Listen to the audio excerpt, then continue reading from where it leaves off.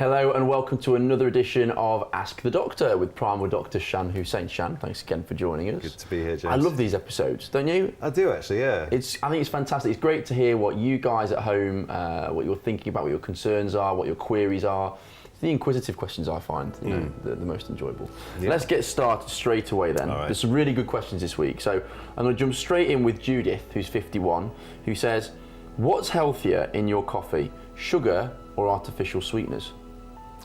Right, okay, so I would say, I mean, I don't have sugar or artificial sweeteners in my coffee, or milk for that matter. When she says put artificial sweeteners in a coffee, what does she, I don't know, you'll have to forgive me, Judith, I'm not entirely sure what so you know. It'll be those little tiny tablets that supposedly make the coffee taste better. Gotcha. I personally don't think they do, but what's I'm not better a coffee for drinker, you? you see, so I don't touch it.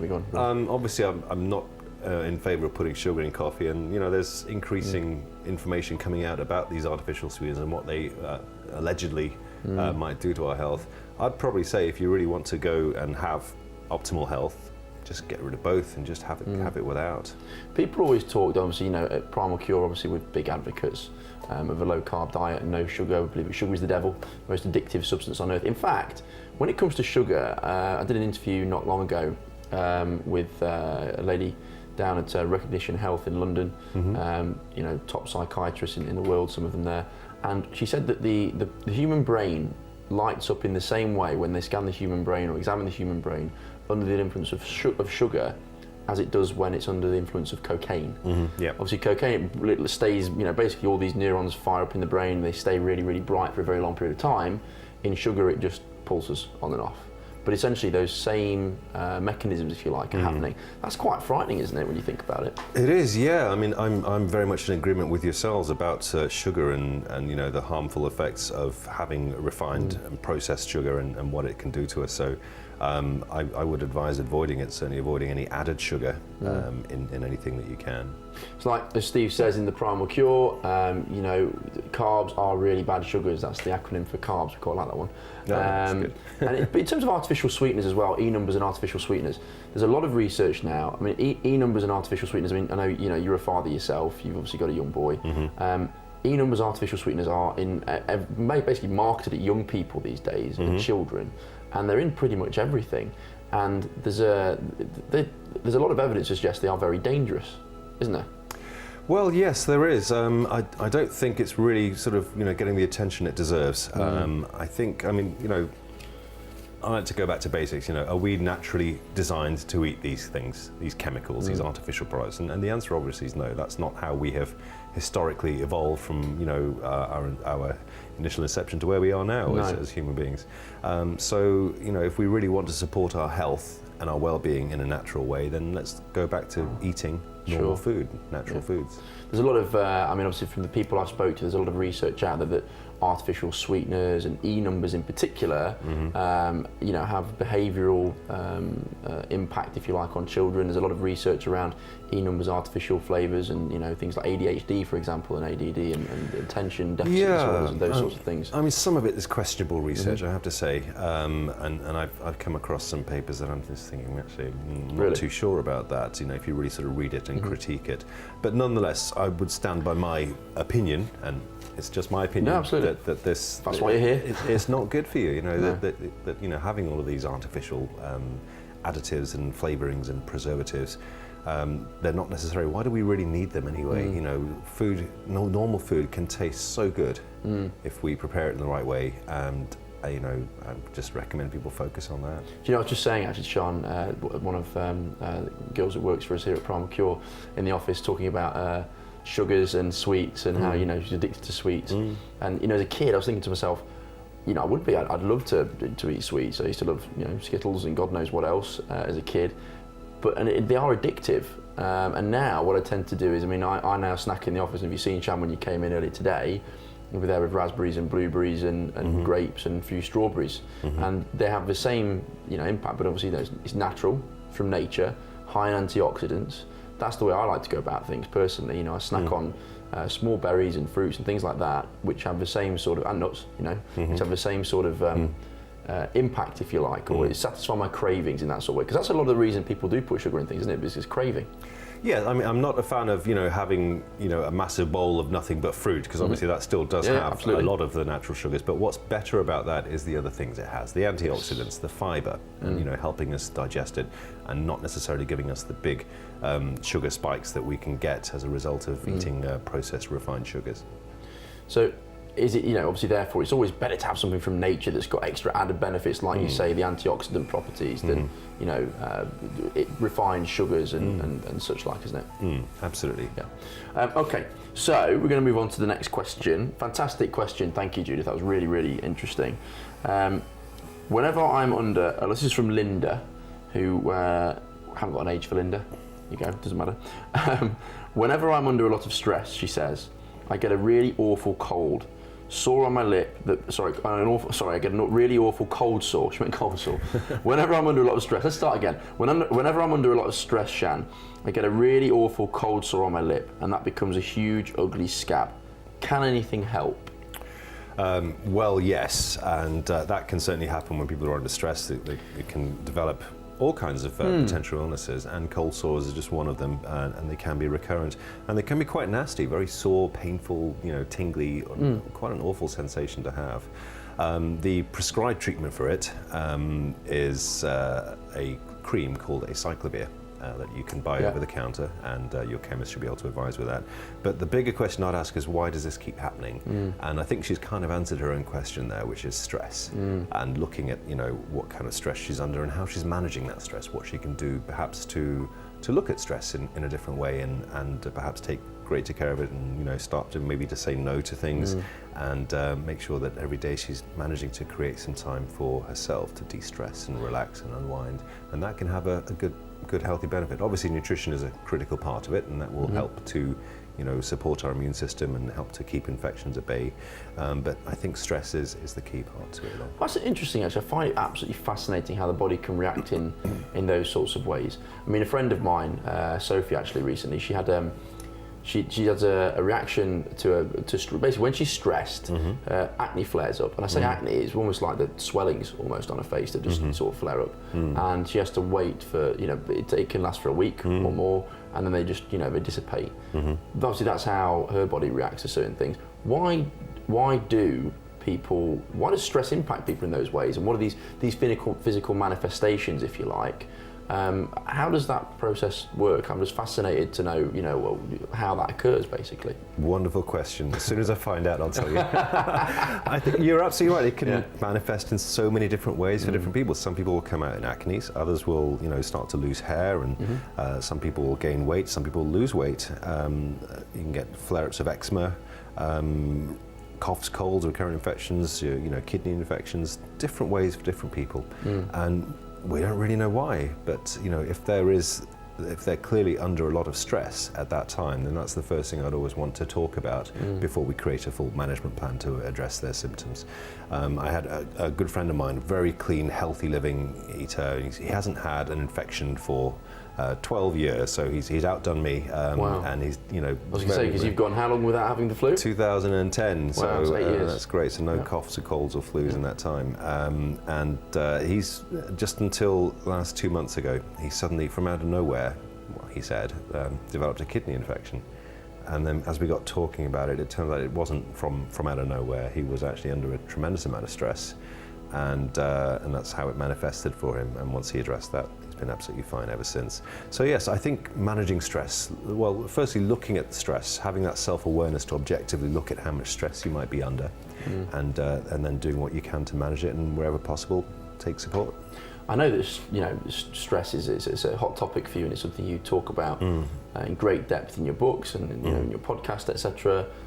Your holistic approach to health, if you like, there's physical, mental, social aspects of health.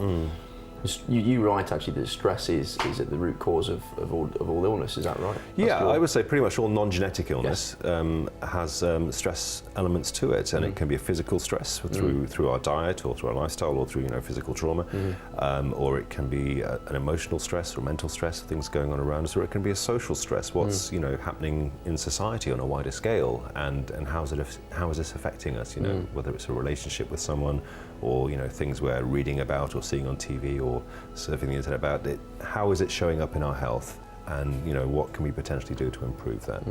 It's fascinating actually you just say that in terms of what's going on in society, not just in necessarily your own life, your relationships, etc. Hot topic now. Should we talk about Brexit? Yeah, let's not. Let's not go there. One way or another, you will end up falling out. Everyone does. It's crazy. No, but with Malcolm Kendrick, who's one of our associates, if you like, somebody who does a lot of work with us. He actually spoke quite candidly in an interview I've done with him. You can watch it on YouTube. Go to the YouTube channel, subscribe to the YouTube channel, get yourself a load of points, subscribe to our loyalty program. But Malcolm spoke in his interview quite clearly actually about stress in relation to heart disease, and how his belief is that cholesterol isn't a bad thing, as people would have you believe. He goes into great depth in his interview. Watch. But the biggest cause or risk of heart disease is, in his opinion, stress. And he looked back through society over a long period of time, and a lot of research he's done, and the highest rates of heart disease have occurred where there's been huge social upheaval. Yes, massively. And I believe another thing he talked about was when people are actually moved from their homes and forced to live somewhere else. Absolutely. And what that does and what that can do to... so I think the biggest example he gave was in Norway, I think. You forget exactly when it was, but the biggest mass upheaval of people in the modern age, if you like, where 300 and something thousand people had to leave and move homes, if you like, to a different part of the country, and heart disease went through the roof. Same, I think, in Lithuania upon the breakup of the Soviet Union, heart disease went through the roof. And it's fascinating that. I find that really, really interesting that stress can have such a such a toll on the body, basically, and we don't really know what's going on. We know the basics, but we don't really know what's going on physically, if you like, anatomically. Physiologically, we don't know exactly what's going on, but we can certainly feel it. I mean, I can only imagine what it's like to be forced to leave my home and go and live somewhere else where I don't know anyone or anything, or society or culture or anything.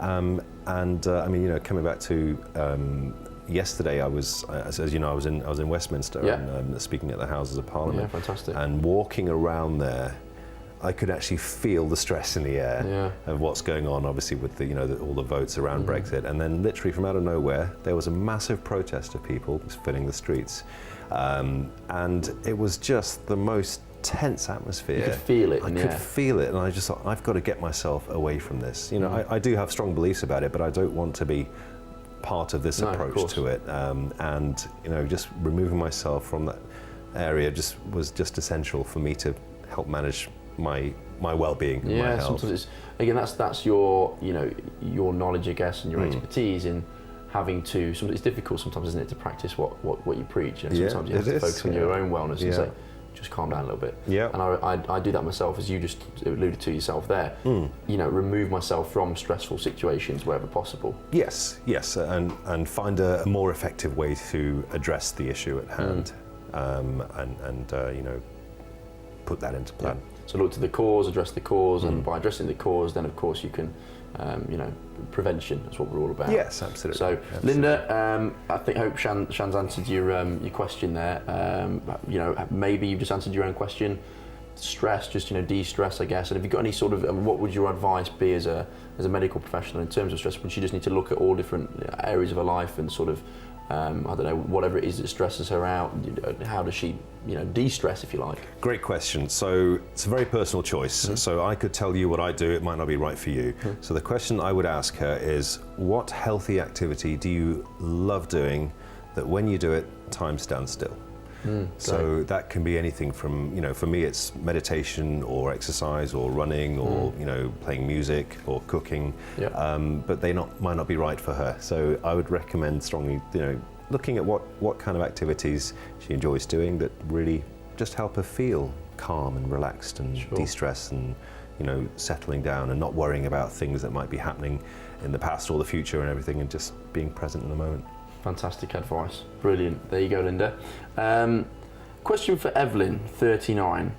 Which is better when you're tired? Exercise or an extra hour of sleep? Great question.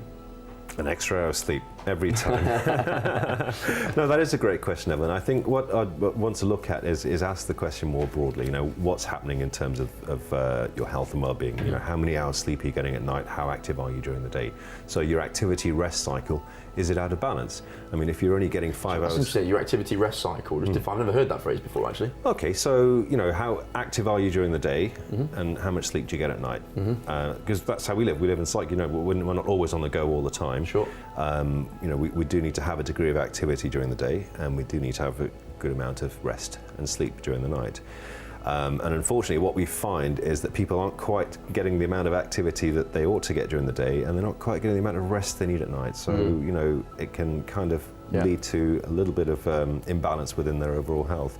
So just addressing that and say, okay, so I'm going to increase my activity. And the more you do that, the better your sleep can be at night, the more restful it will be, the calmer you'll feel, and you'll actually, you know, just feel like you want to fall off into the most natural sleep. Unless, of course, you're stressed, as we were talking to before, in which case there's that life balance, isn't there, where people... Well, yes, I mean, the hope is that the activity will help you de-stress, which goes back to the question I answered for Linda a moment ago, is looking at what we can do to help that activity that we love doing, that will just help time stand still, that we just completely immerse ourselves with, whatever healthy activity that might be. That's fantastic. I mean, and, you know, I'm so guilty of that. We spoke about it before, Shan, myself. I'm very busy. I'm 100 miles an hour. I'm here, there, and everywhere. I also still train a lot. We all do. We all do. Yeah. And it's not about being guilty or beating yourself up. Just about identifying it. Have that self-awareness that I talked about. I do it sometimes. I fall short, but you know, check myself and just say, okay, well, I need to sort that area of my life out, and then. And get back into where I should be. As a colleague of ours, Dr. Dan, says, you can't outrun a sleep debt. That's one of his favourite. Oh, that's a good one. Favourite phrases. I mean, I personally, you know, sometimes I do sort of now. I'm consciously, because you know, running Primal, I've got to be on the ball. I do sort of stuff. No, I've got to be in bed at 9 o'clock tonight. I've got to be up at 5 a.m. or something. You know, and I've had a really hectic day. And the one thing that I do sometimes have in the past, you know, lost sight of, if you like, is sleep and appropriate sleep. And it's not just getting the hours in, is it? And going to bed at 9 o'clock and getting up at 5. You might only sleep for 6 of those hours. It's the quality of sleep that you're getting. Yes, absolutely. And you know, you're still texting me at 10 at night, by the way, and I'm still replying sometimes. People can get ideas, Shan. So it's important to, you're absolutely right, getting that good quality restful sleep. And one other thing I want to mention there is, I would ask Evelyn, it was Evelyn, that's right, how many hours sleep Evelyn's getting at the moment, you know, because if it's already, you know, in excess of 9 hours every night and still feeling tired and exhausted, I'd recommend getting that checked over by a doctor. Yeah. Because there could be some sort of underlying problem there. Insomnia or something similar, or you mean because she's sleeping loads but she's not feeling well, sorry? Sleeping in excess still feeling tired. of what we need to sleep and still feeling exhausted. Something I would probably want to just run by. Without alarming people, I'm just curious actually for myself, what underlying problems could there be? Or it could be a range of different things? Or? A range of different things, Right. And you're absolutely right, I don't want to alarm anyone. No. This is all about, you know, trying to get certainty and finding the best way to help people. I mean, I think what's interesting is, you know, she's asked here which is better when you're tired, exercise or an extra hour of sleep. I don't know whether, I mean, maybe she's tired, but she wants to get fit. She wants to do some exercise. Evelyn, if you're watching and you know you want to do some exercise, I think the best advice that I can give you as an athlete and someone who has to balance their training all the time is balance is that key word, isn't it? I think sometimes if you are tired, you have to maybe address it. So for instance, now I'll go, okay, let's say I've had a really long day. We were filming in London not long ago. I think we got back really late at night. I had penciled in a training session for 5 a.m. and I thought, do I really want to be, you know, is it a good idea for me getting up at 4:15 in the morning to then go to the gym at 5 a.m. to get into the office before 7? Probably not. Can I do it another time? So, I mean, this obviously may not apply to Evelyn to the same extent, but the principle still is the same.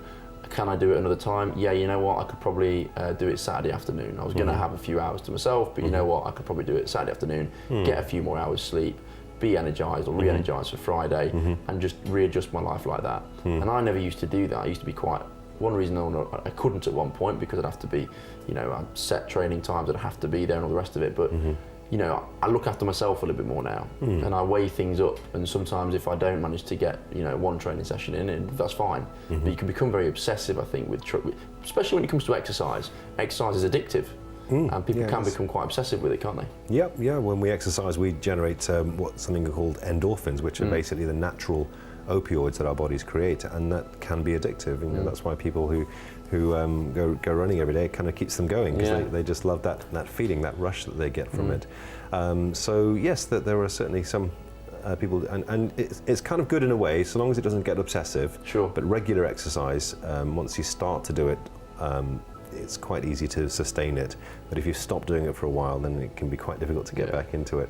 So, you know, I think if you are tired, Evelyn, you know, you're worried about maybe you want to do some exercise, you want to stay fit, but you know, you're not getting enough sleep and you're exhausted, look at the balance. I know that from personal experience. My advice to you would be, you know, pretty much as Shan's just said, just look at the bigger picture, and perhaps, you know, if you're obsessive about your exercise, maybe sometimes you just need to get a good night's sleep, and then, you know, if you miss a session, probably not the end of the day, the end of the world, sorry. You know, it's probably the best thing for you is to get your rest. I know that's the case for me now. And we do as we get older, we do need to rest more and get more sleep, don't we? Yeah, we do. And I think we should, and I don't think we should feel guilty about it either.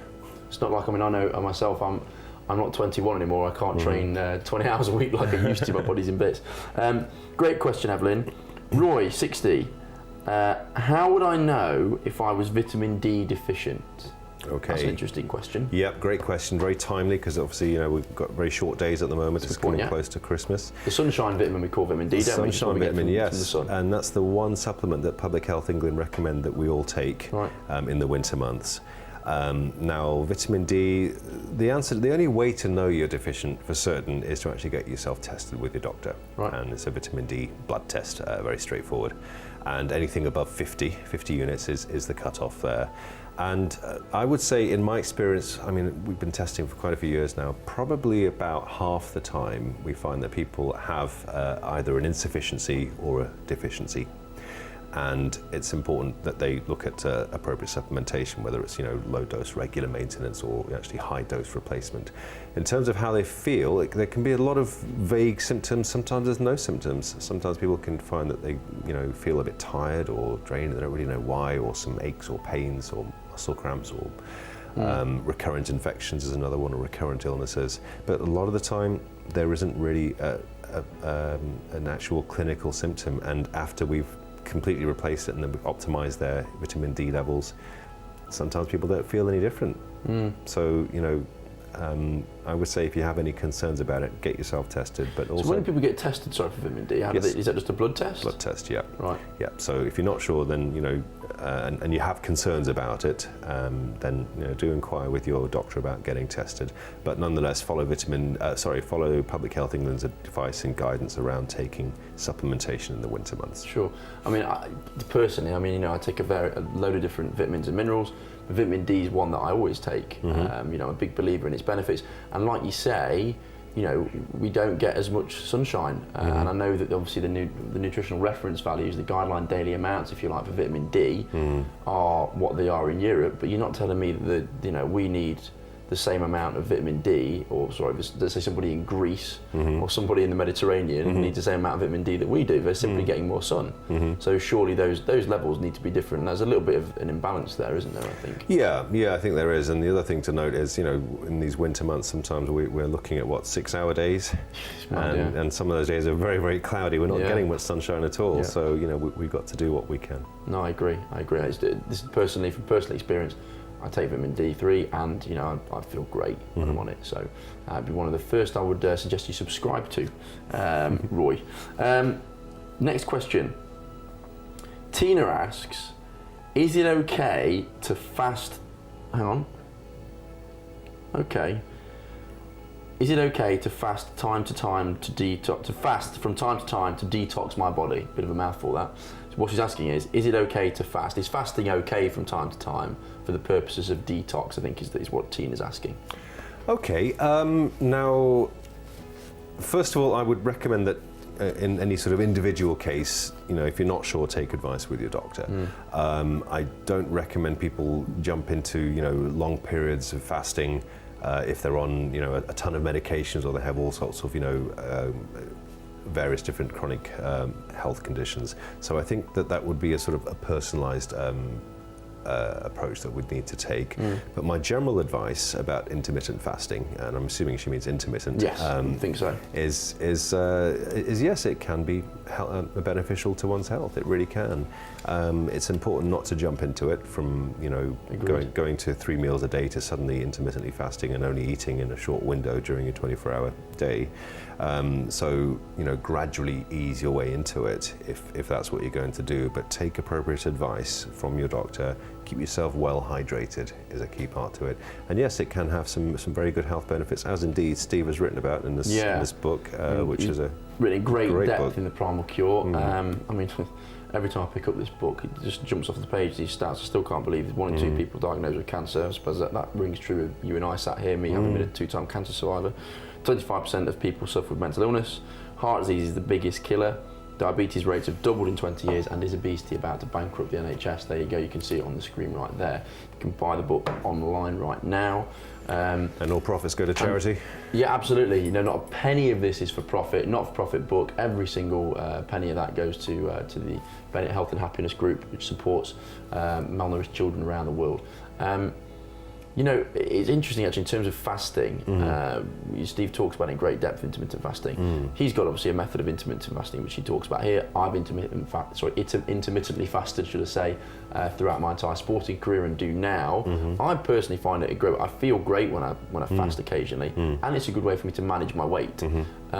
For yourself, what's your preferred fasting method? I mean, you said you got fasted today. Have you? Yeah. Fasted So today and then this is for me, and I'm not recommending everyone does this, but it works very well for me. So I don't have breakfast, and I seldom have lunch, and sort of mid-afternoon between sort of maybe 3 o'clock and 7-8 o'clock. Right. I'll have a really big, wholesome, nutritious whole food meal, and plenty of fluids throughout the day.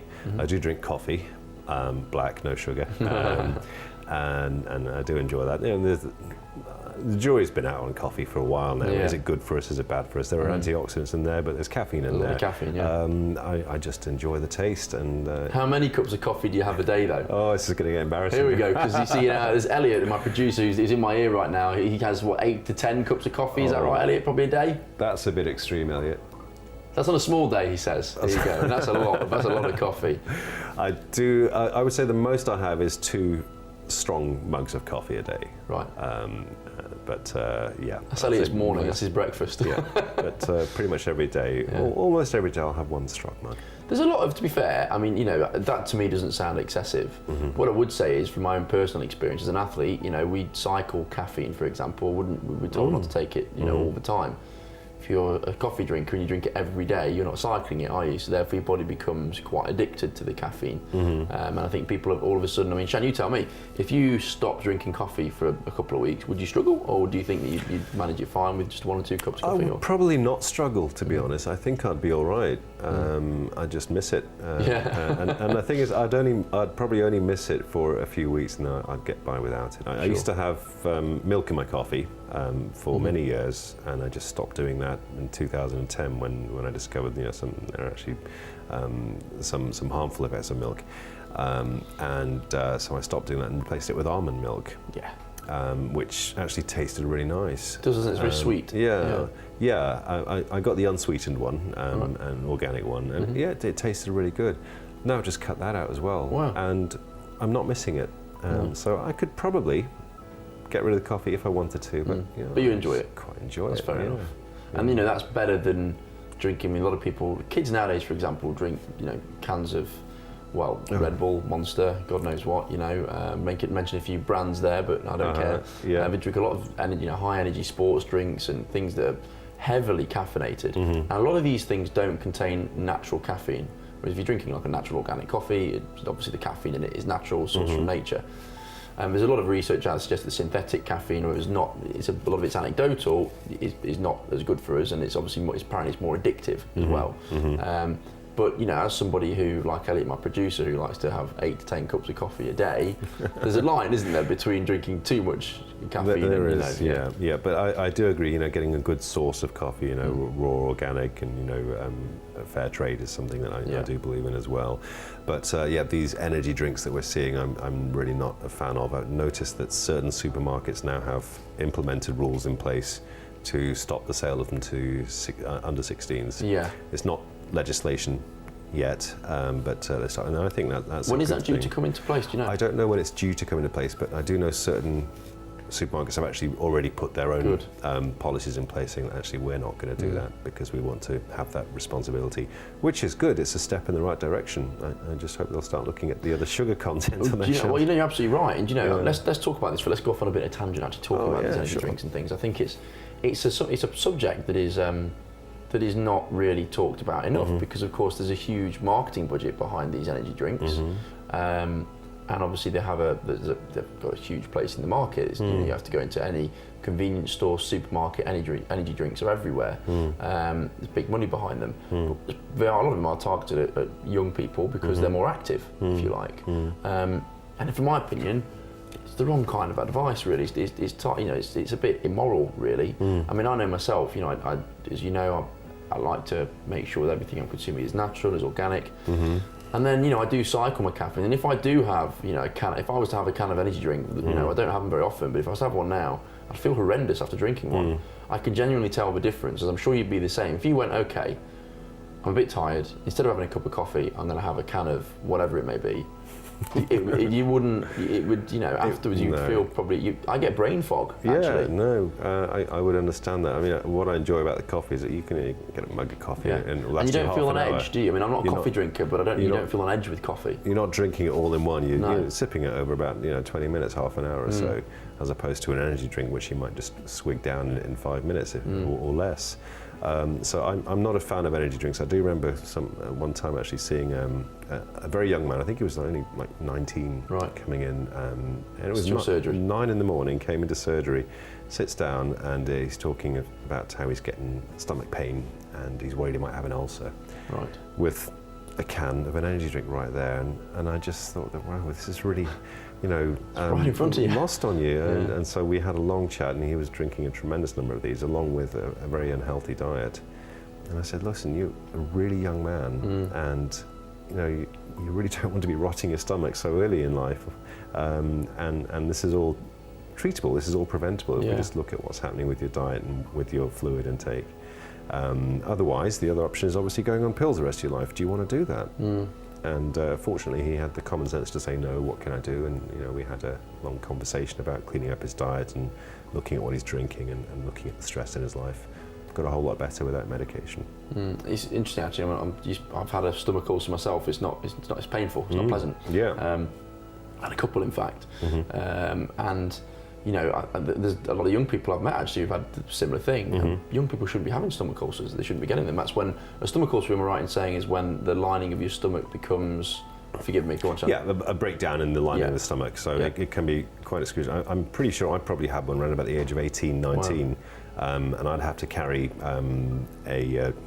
a chewable antacid, I won't say the brand, but I'd have to carry them with me, literally in my wallet all the time. I remember going out to bars and nightclubs, and sometimes they'd stop you at the door and search you, and they'd find these pills on me.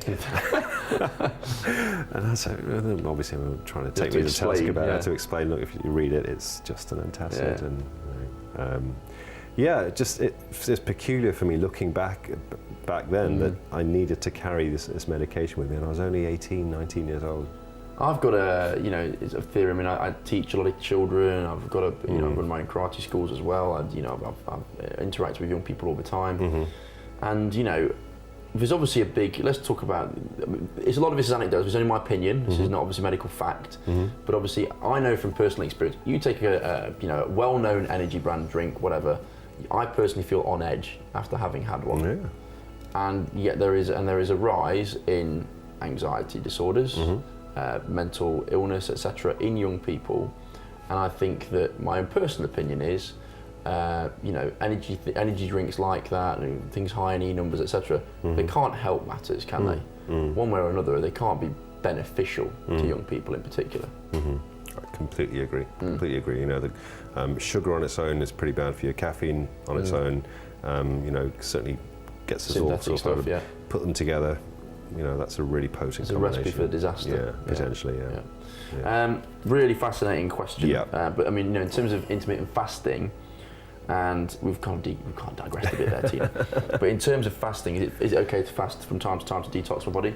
Well, yes, but not necessarily just to detox your body. Perhaps you should be doing that.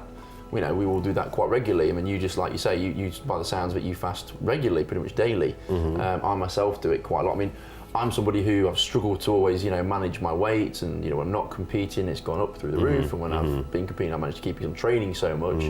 But as I've got older and my body can't take the same volume of training anymore, I've just got so much wear and tear, it's high impact sport karate.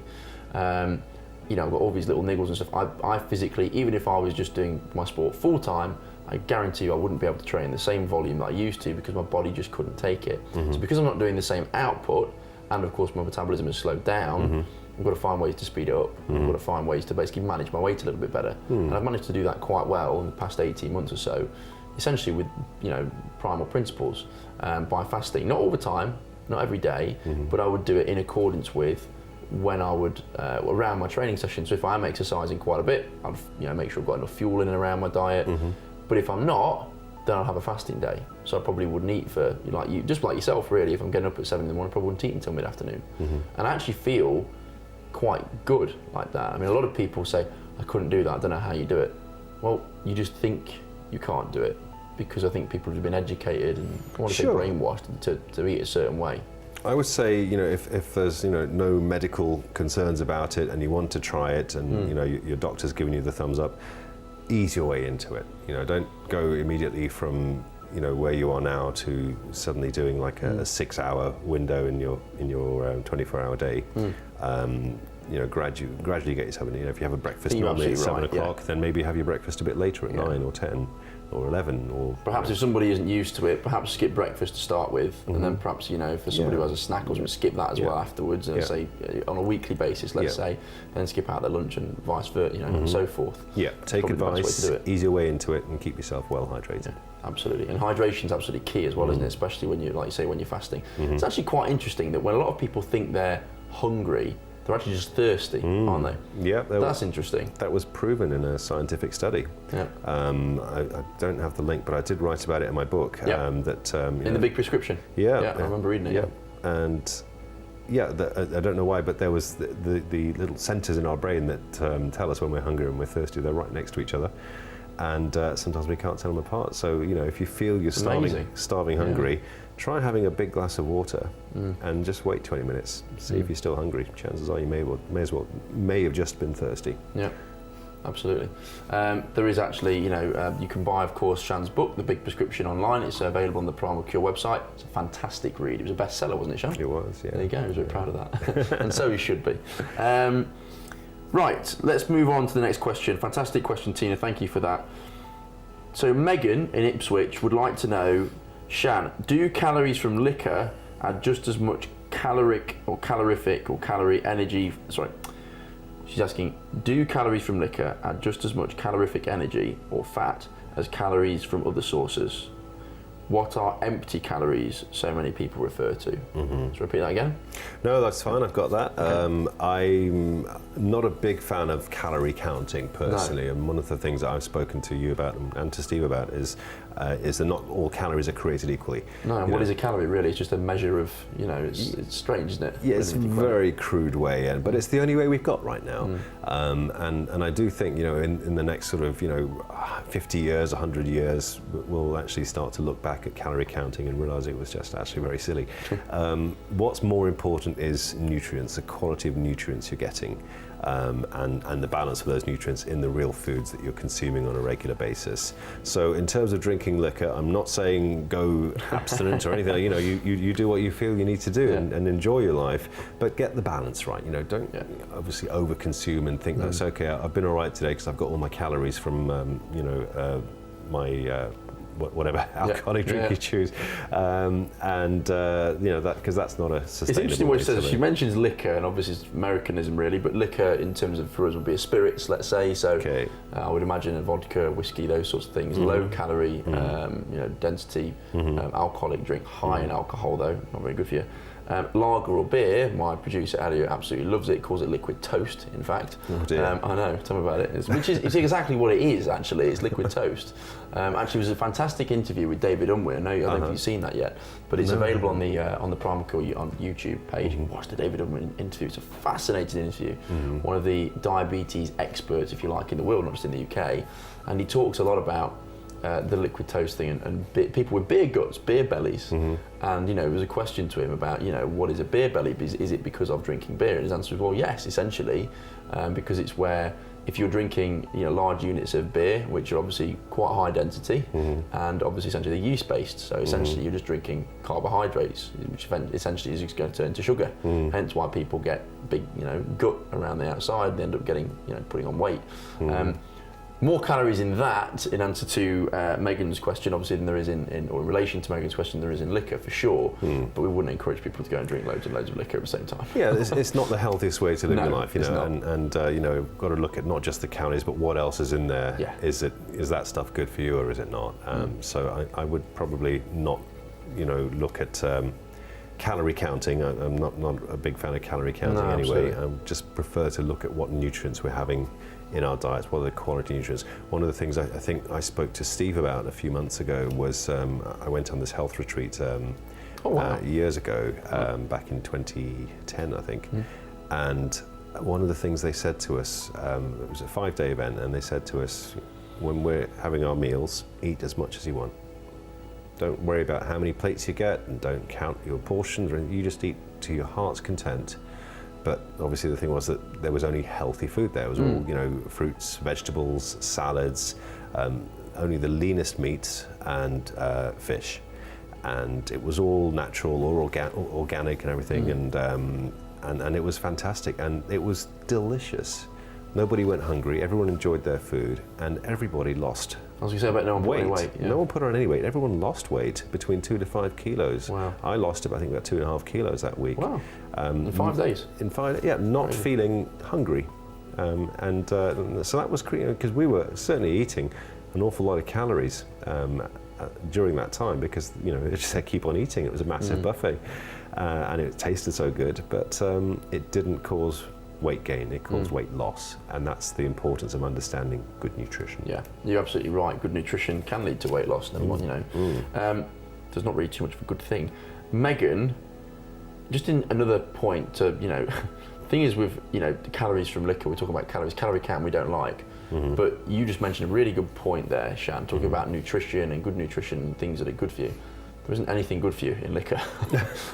Alcohol essentially is treated by the body as another, basically as another nutrient that the body just doesn't know what to do with it, doesn't it? That's about right.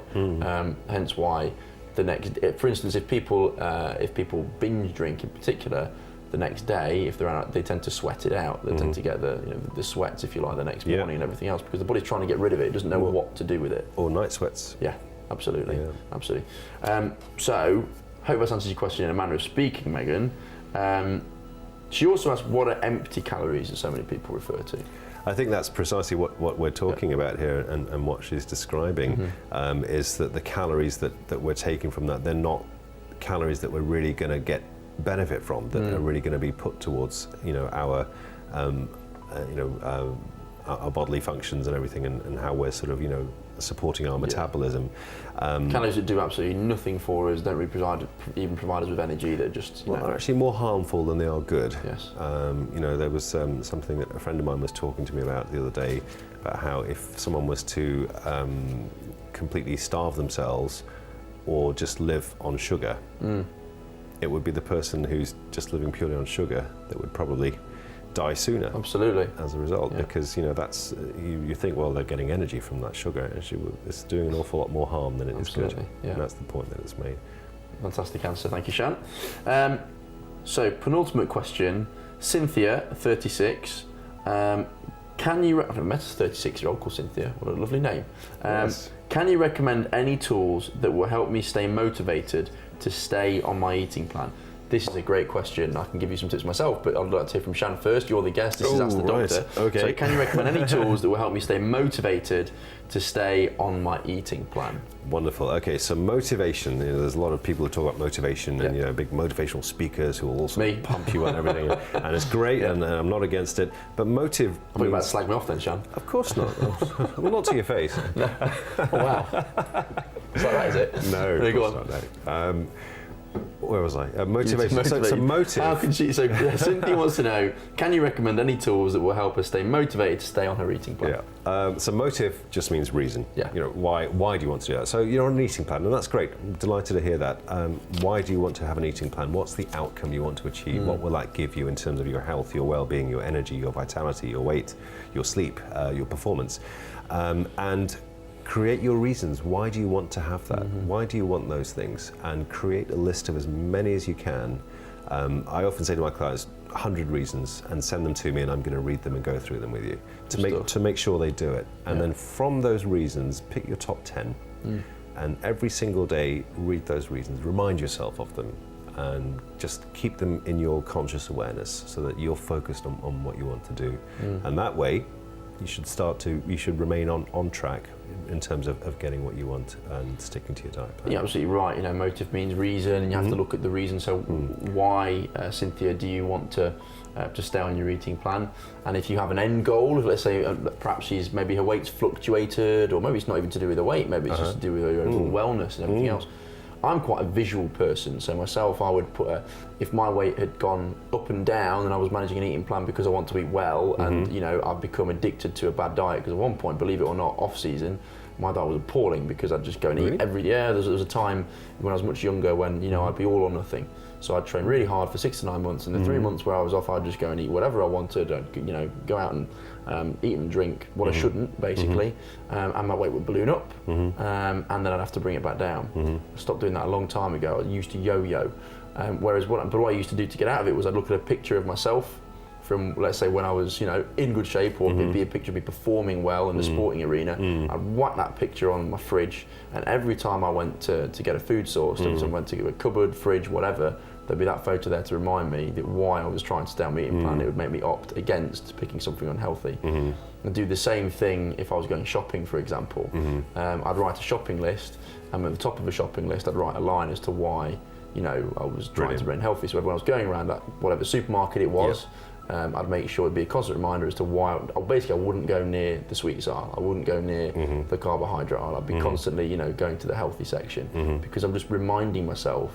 Because eating unhealthily can be very addictive, and I had essentially become addicted to eating, poorly, believe it or not. So I had to get myself out of that and rewire my psychology, if you like. That's something I used to do. I think that's brilliant. I really do. One thing I'd add to that is something I noticed is never go supermarket shopping when you're hungry. No, never. It's the worst thing you can do. Do you know, I did this just last night. I went to my favourite supermarket of choice, shall remain unnamed. It's a very big, healthy selection of food. It's my favourite place to go. But as I was going around, I was starving. I hadn't eaten for ages, and I've been training as well, so I'd worked up an appetite. The worst time for me to go shopping, just the worst, full stop. Yeah. And I was having to tell myself to just not buy this, not buy that, and just buy good quality stuff. And that thing you said earlier about having a photograph of some, looking and feeling, incredible in terms of your appearance and your physical body, and reminding yourself of that, saying, actually, I can do that because that used to be me, and there's no reason why I can't get back there. There is a thing I don't necessarily agree with. I mean, for example, I know a lot of people who would have a picture of somebody else, whether it be a celebrity or somebody, whatever. I personally think that's unhealthy. I don't think that's healthy. I don't think that's something that people should do, especially young people. I think they should aspire to be like somebody else. They should aspire to be the best version of themselves. Yes, absolutely. And now that maybe you want to be. Maybe you're wanting to manage your eating plan because you know that your nutrition is a direct correlation to how happy you're feeling, your overall wellness. There's a photo of you with friends and you're happy and you're bubbling and you've got a big smile on your face. Use that as your inspiration, and that's your reason as to why you want to eat well. That's my advice. Would you agree with that? I would absolutely agree with that. I think it's very easy in present culture, particularly with social media and Instagram, and I'm not against social media at all, just to be clear, but we do see a lot of images of people who we don't know, or sometimes big celebrities who have got physiques that some people want or would like to have for themselves. Sometimes they can be unattainable as well. Yeah, well, sometimes they can be unattainable naturally, and that's perhaps another question for another time. You're absolutely right. So it's important just to recognise, you know what, it's not about you becoming like them, it's about you doing what you can and taking steps in the right direction for yourself. Yeah. Perfect. I think it's really key as well to point out that not everybody's the same. I mean, that was my approach. I want to look at, the best version of myself to inspire myself. Luke, who works for us here at Primal, he actually used, he won't mind me saying this, he lost a tremendous amount of weight, done really, really well. Mm-hmm. He used a photo of himself he hated, of himself overweight, and he hated it, and he used that as his inspiration to lose weight. Mm-hmm. Depends very much on what your thought mechanism is, what it is that makes you tick. You know what kind of person you are, and I think it's every individual's different, isn't it? And you have to tailor that motivation for yourself. Absolutely. Yeah. Yeah, totally agree.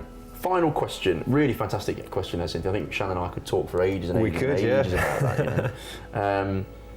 My eyes are, this is from Carol, who's 70. Carol says, Shan, my eyes are always bloodshot and they look awful. Why could that be, and how can I help or make them look whiter and better? So the question is, my eyes are always bloodshot and they look awful. Why is that, and how can I improve that and make them look better? Okay, Carol, that's a terrific question, and I think that the immediate advice that I'd want to give is get that professionally checked, looked into by your optician or your doctor, simply because there can be so many different reasons for having red eyes or pink eyes or whatever appearance they might have, and it's impossible for me to say which one of those you have. Don't wish to alarm anybody or anything like that, but we want to have that certainty in such situations. If there's no medical cause or no ophthalmic cause for it, I would recommend looking at simple dietary and health parameters, looking at hydration, looking at sensible eating. Can hydration and diet actually impact on the health of, obviously your eye health, but how bloodshot your eyes are? I think it can, yeah. Wow. I think it can. I think, we start to notice, whenever I'm speaking to people, I always look into their eyes, and you can get a good idea as to what's happening with someone's health and their well-being just by looking in their eyes and seeing what are you seeing? See a very healthy, vibrant young man. I don't know if he's just saying that now. I think it's really interesting actually. Sleep's massive as well. Yeah, it is. Perhaps, Carol, maybe your sleep isn't great. Sleep could be that. I know this because I wear contact lenses, and actually it's another reason, double-edged sword. I wear contact lenses, but my tear ducts don't work properly. I actually don't really produce tears. My eyes don't lubricate properly as a result of copious amounts of radiotherapy. When I was a leukemia patient. So I therefore have to put eye drops in all the time. But if I haven't had enough sleep and my eyes are tired, my eyes just won't accept contact lenses. I just can't put them in. It's really sore. So I have to leave them out for probably a couple of hours before I put them in. And that probably does you a lot of good, actually, just giving your eyes a bit of a break, a bit of a rest from that. So, So I think, sleep's a huge thing, isn't it? And making sure that, because it's interesting, isn't it, that I think when people are very tired, you can always tell because their eyes don't lie, do they? They can be very bloodshot, and even their eyes perhaps aren't as open as they would normally. Sometimes people can be quite squinting, essentially. Yeah, they can. And the bags under their eyes as well. Why do people get bags under their eyes, actually? Is that a question you can answer or not? Not really, no. But obviously we would immediately think about rest. How much rest they're getting, how much stress are they under, and what can we do about that? I always prefer to look at that approach rather than looking at putting cucumbers over the eyes and everything. I think if there's a healthier way to look at the actual cause of the problem and address it. It's Megan's question earlier about liquor and alcohol. Actually, when people are hungover, if you drink a lot of alcohol and you've been drinking heavily, can also cause a lot of bloodshot eyes as well. Certainly can. Why is that actually? Is that just because, why do people's eyes look so bloodshot the next day after drinking quite so heavily? It's the actual blood vessels themselves that dilate. And as a result of that, and if you drink excessive amounts, they can actually burst and cause what we call a subconjunctival hemorrhage. Now that's completely benign, that heals by itself, but it looks horrific. Literally that part of the eye will go completely red. And that gradually settles after 10 to 14 days. So that is how it happens, and obviously it's really important to make sure that we're drinking responsibly, particularly this time of year. I think stress being another one as well. Obviously, we talked earlier about stress in relation to first question. Actually, we talked to Linda. Second question, Stress as well can, I think, cause people tiredness. It's a knock-on effect, isn't it? It's a domino effect. So in answer to the question, Carol's question, it's all about, it's your holistic approach to health, if you like. All these issues we've spoken about really can be resolved to some degree by looking at your overall health, or a person's overall health, holistically, looking at their well-being, their sleep, how stressed they are, etc. Absolutely, I completely agree. I think, as we say, we've touched on everything. We've only got 5 minutes left, but Shan, I'd actually just like to talk to you a little bit about, actually that holistic approach to health again, and how, all these questions we've just spoke about, whether it be relative to eating sugar, whether it be to exercise, whether it be stress-related, sleep-related, diet-related, detoxing, fasting, etc., and the health concerns that people have in relation to them, it can all really be addressed, or, by the looks of things, by your holistic approach to the social, mental, physical health, can't they? Have you got sort of are there sort of initial steps that people need to take, that you advise people to take to look at the wider health issues, if you like? Yes, and that would be, don't make too many changes all at once. There's some great recommendations in Steve's new book, and in my book there are, I think, 34 different evidence-based dietary and lifestyle approaches people could take. It was never my intention, I'm sure it's never Steve's intention, for people to go off and do all of that all at once and expect immediate results. I think the point that both of us are trying to make is look at where we can incorporate small changes and see what the effects are like. Find, the low-hanging fruit. What are the easiest things that I can attain, that I can start doing in my busy lifestyle, that will actually have a tremendous benefit. And I genuinely believe that it only takes maybe 2 or 3 small changes to have a domino effect on everything else. It's just little things like, just pluck a few random examples out on top of my head. Getting a bit more sleep, more hydration, and cutting out processed foods. You try that for 2 weeks and see how you feel. And if you don't feel any better, then let's have a look at something else. We'll try a different approach. Let's try meditation. Let's try brisk walking. Let's try, spending more time with people that can uplift and raise our spirits, and just see what happens. The social health people don't really take enough.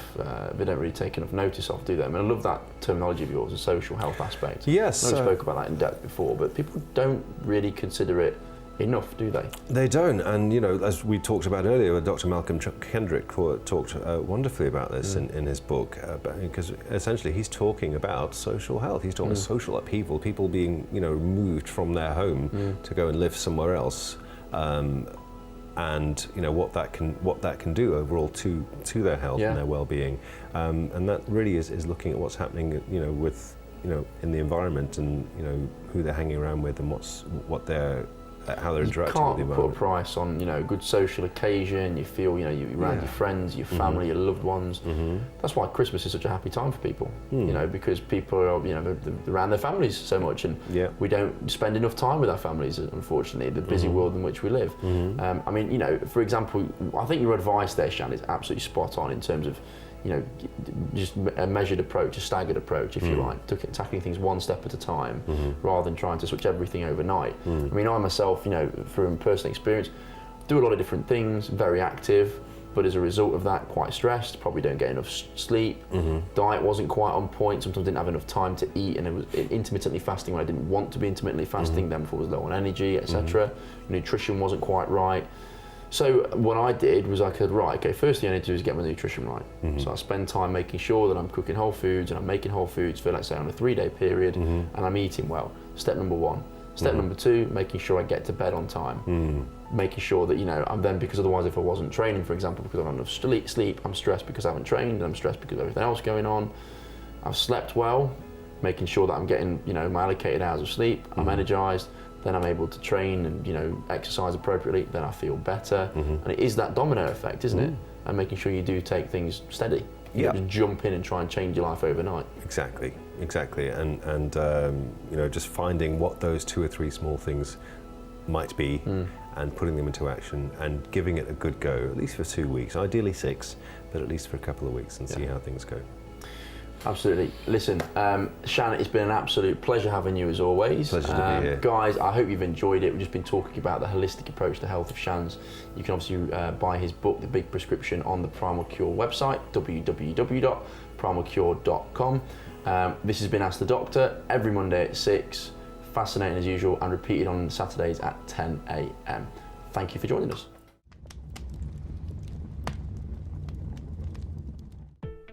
Need to perform better in the gym or increase your energy and physical performance when sprinting? Clinical research has been conducted and approved by the European Union that 3 grams or more of creatine daily increases physical performance in successive bursts of short-term, high-intensity exercise, more commonly known as HIIT. Daily creatine consumption in combination with resistance training can also improve muscle strength in adults over the age of 55. You can find creatine in organic animal proteins such as beef, salmon and tuna, at around 4.5 to 5 grams per kilogram of meat or fish. However, it's unlikely that you're going to eat that much meat on training days. Hence, we've formulated Primal Creatine, the preference of professional sports people around the world. Primal Creatine is created with your health in mind.